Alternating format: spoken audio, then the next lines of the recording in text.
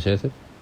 Bulum sıra düşsən o paraşütlə onu radnoylaran podpiskiyə bassınmı o paraşütlə orqanımızın doğru mu radnoyla?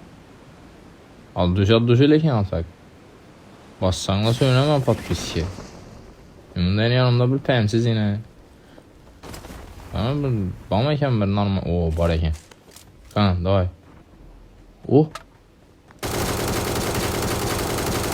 O podpiskiyə basınlar radnoyla. Tadayım mafyanı onu verdim ona.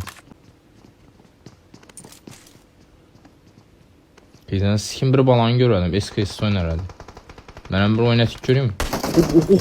Ananı sıkay. Paş olun axı. Oynanmam ben SKS'de. Onca nenler. Yok demem ben. Pan sikin sen. Otursun lan sikin sen haram. Ya iş öldürdü ben işi göt. Nasıl katıp öldürmeydi. Yine iman dürttü yine birisi yine yanıma düşölmeyi. Tutmanlar vurdu. Ey göt ey. Krisa bilet. Öldürme. Yumpi sen al şeye gel ama. Bilet. Göt. Ananı skay berenle.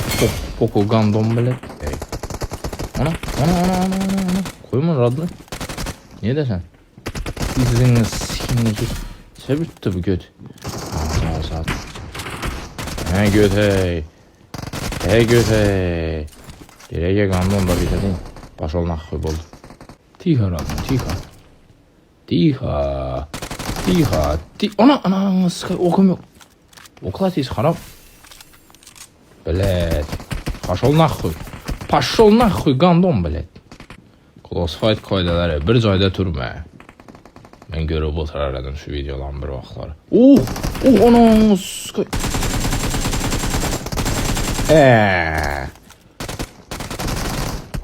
Bilet. Ana skay gandom bilet. Yaxşı dast oynayaq.